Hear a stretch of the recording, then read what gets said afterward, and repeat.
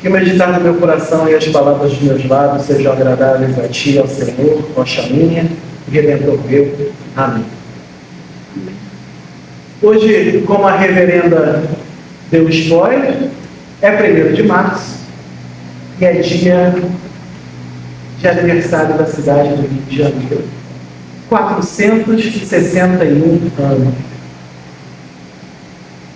E nós, cariocas, e aqui eu me incluo porque já morei também aqui no Rio, mas agora também eu como fluminense, e essa, né, do outro lado da Poça, em Niterói, e essa região metropolitana, nós temos alguns esportes que nós gostamos muito.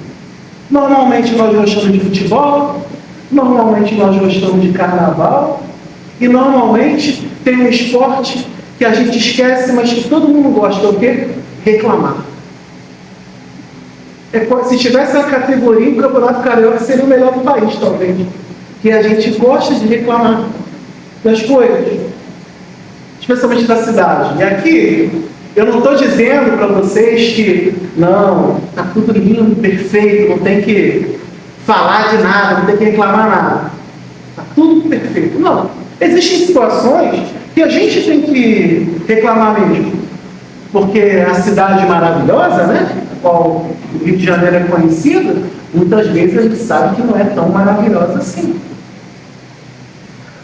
Mas, por vezes, uma coisinha fora do lugar, mas o portão não está aberto direito, já é motivo para alguém ir lá e reclamar. Você vai numa fila, o que o povo faz? Está atrasado, né? E aí começa a disputar quem reclama mais. Eu estou com uma dor na perna, estou com dor nas duas, aí eu estou com dor no corpo inteiro, aí ganhou. Mas eu comecei a me perguntar, pensando nisso em casa e juntando as leituras, a gente está muito reclamante? Será que a gente está muito reclamante? Se eu tivesse que usar como escopo e objeto da pesquisa as redes sociais, ou melhor, os comentários das redes sociais, a resposta seria sim, né? Porque às vezes você vai lá, fala uma coisa, você fala assim, bom dia universo, você bota uma foto sua, hashtag gratidão, hashtag felicidade, e alguém vai lá e responde embaixo, o que tem de bom? Bom tá para você, porque minha rua tá alagada, tá com buraco, tô sem dinheiro. Sempre há um motivo para a gente reclamar. E realmente, as redes sociais são um canhão, né? Para que a gente reclame diretamente, ou com as pessoas, ou com as empresas. Quem nunca foi lá e reclamou lá com a empresa de alguma coisa na rede social, ou mandou um e-mail, ou foi lá no Reclame Aqui, isso está horrível, e foi lá, alguém respondeu e tentou resolver de alguma forma. A gente teve ampliada a nossa capacidade de ter a voz ouvida. Mas será que a gente, na mesma velocidade que a nossa voz começou a ser ouvida mais individualmente, a gente ampliou também a nossa capacidade de ouvir? Será que isso foi numa proporção igual?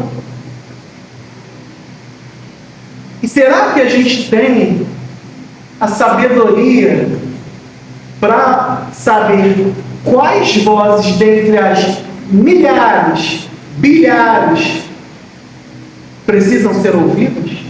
Esse filtro do ouvido está apurado? E Abraão, a gente leu aqui, ouviu a voz de Deus, né? E a palavra é clara, de acordo com qualquer tradução que você use. Deus falou com Abraão, vai lá, sai da tua terra, da tua parentela. E ele ouviu, entendeu quem estava falando e foi. E vinha uma promessa, né, que ele seria herdeiro do mundo.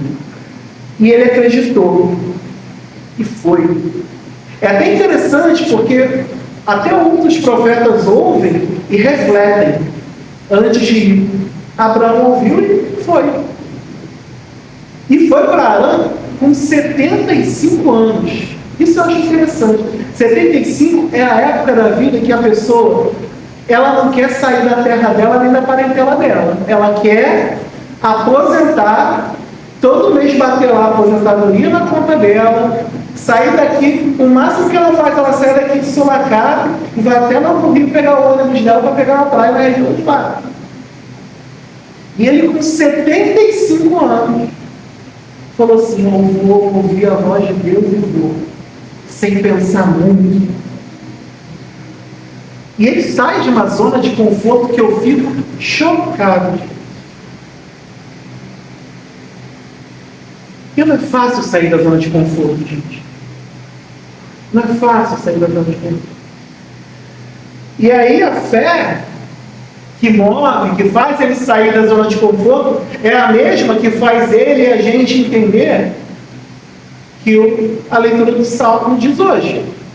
De onde vem o meu socorro? Meu socorro vem do chão? Meu socorro vem da parede? Meu socorro vem do Senhor, que fez os céus e a terra. E ainda continua dizendo que Ele vai proteger você de todas as formas possíveis. Implodir zona de conforto, eu falo que eu estou virando especialista nos últimos meses. Eu sou de Niterói, trabalhava em Niterói, minha igreja era em Niterói, minha casa em Niterói, minha esposa está lá em Niterói. E de 3 meses, eu mudei de emprego, fui trabalhar lá na Praça Mauá.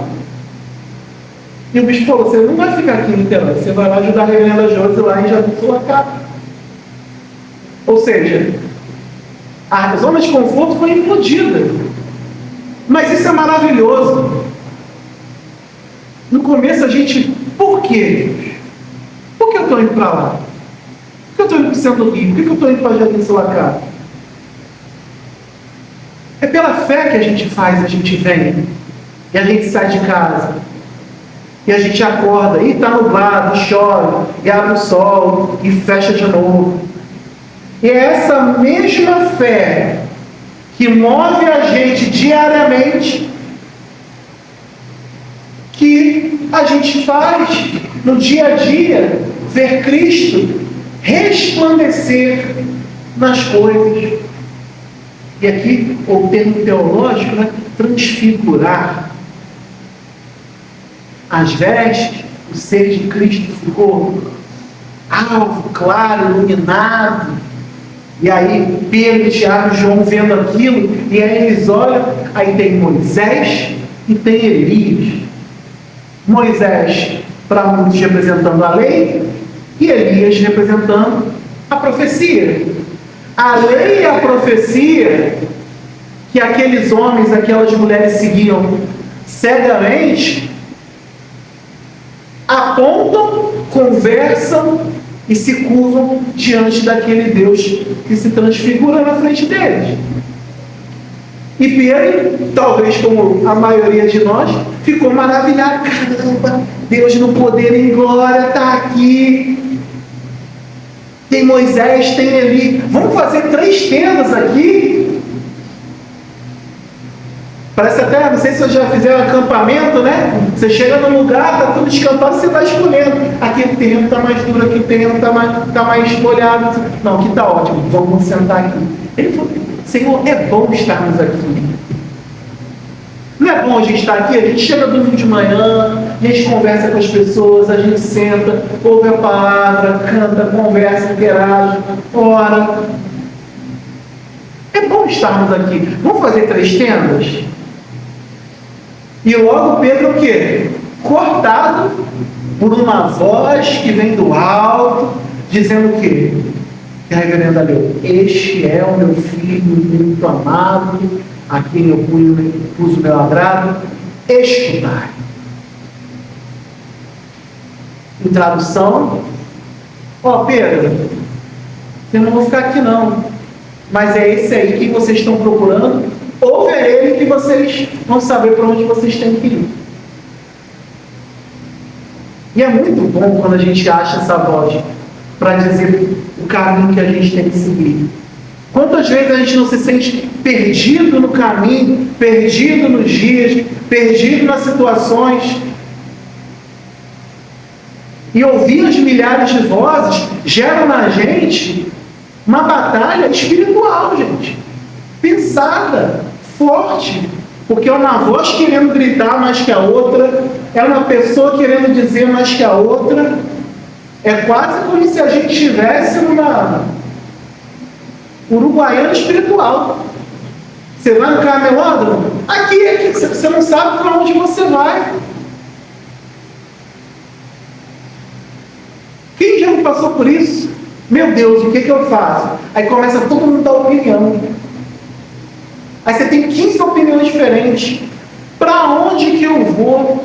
Qual é o salto de fé que eu dou? Qual é a voz que eu vou ouvir? Qual é o caminho que eu vou seguir? A gente sempre se encontra nisso constantemente. Talvez a gente esteja se encontrando nisso agora. É crer, é ouvir, é seguir. É esse o caminho quaresmal. Quando o Fernando esteve aqui no domingo passado, uma das primeiras coisas que ele falou foi o quê? A gente precisa viver a quaresma. Quaresma a gente não passa por ele à toa, incólume. A gente só vive Páscoa porque alguém morreu por nós. E para alguém morrer, teve que seguir um caminho pesado de reflexão. E a gente é convidado todo ano a dar esse salto de fé e seguir esse caminho quaresmal. Às vezes eu me pego pensando como as pessoas conseguem viver só a Páscoa. Jesus ressuscitou. Aí eu pergunto, ressuscitou de quê? Ele morreu. Aí a gente dá um pulo assim, ó. Parece que da Santa Ceia dá um salto mortal para a ressurreição. Porque a gente não quer se deparar dentro dos problemas do nosso dia a dia que teve um Deus que a gente pisou. Um Deus que colocou a voz dele, fez a voz dele ser ouvida e a gente ignorou. E esses são os tempos em que a gente vive, e esse é o convite que eu faço para vocês nessa manhã. Para que a gente creia em Cristo, ouça sua voz, siga o seu caminho, mas ouça o que ele tem a dizer, mesmo que tire a gente da zona de conforto. Porque a gente faz nas celebrações, independente da igreja anglicana, nessa época do ano, normalmente até quem não faz o sumário da lei, e a gente volta e relembra. A igreja está de roxo. Nossa, é pesado? Por que isso? É para que a gente entenda onde nós estamos colocando a nossa fé. Onde nós estamos colocando o nosso coração, a nossa mente, o nosso entendimento. Se a gente tem que reclamar de alguma coisa, da nossa rua, do nosso bairro, da nossa cidade, estado, país, e até muito diante dessas guerras que a gente tem visto, como ontem tem deflagrado, essa questão entre Irã, Estados Unidos, Israel, gravíssima. A gente precisa entender e pedir a Deus que aumente a nossa fé, para que a gente tenha sabedoria a partir da voz dele. E até se a gente tiver que reclamar. Eu falei que eles reclamavam muito no final, estou conclamando a reclamar. De novo. Mas para que a gente reclame a partir do que o Espírito de Deus fala em nós. Essa é a vocação do profeta e da profetisa. Essa é a vocação da cristã e do cristão. Esse é o salto de fé que eu dou diariamente. Não é aqui eu vou entregar um pouco da idade, não é o jogo da poliana, o jogo do contente. Está tudo bem, está tudo maravilhoso. Sabe que não está. Basta cada dia o seu mal. Mas é a partir desse movimento que a gente faz. De a cada dia, a partir do momento que a gente termina a nossa celebração, vai para nossas casas, para as nossas realidades, e a gente se pergunta, o que eu faço com tudo que eu fiz aqui? A resposta é: ouça a voz de Deus. Que está nessa chuvinha que está caindo, está na brisa, está às vezes naquela conversa que você está lá na tua casa, está naquela mesinha de bar que você senta com os amigos e dá uma risada boa. Está às vezes na cama de um hospital, de algum doente, enfermo. Está às vezes no abraço que você dá de alguém que perdeu um ente querido. Mas está também naquela pessoa que se alegra porque o seu filho, a sua filha, o seu sobrinho, a sua sobrinha nasceu. E a gente tem fé para a gente ir conduzindo esse Cristo em nós, por nós e através de nós. Essa é a missão da igreja, gente. Essa é a missão da Quaresma. Relembrar da gente onde a gente está pisando, onde a gente está colocando o nosso coração. E é esse convite, repito, que faço a vocês nessa manhã de domingo. Coloque o seu coração em Cristo. Ouçam, se ponham atentas e atentos para ouvir a voz de Cristo na caminhada.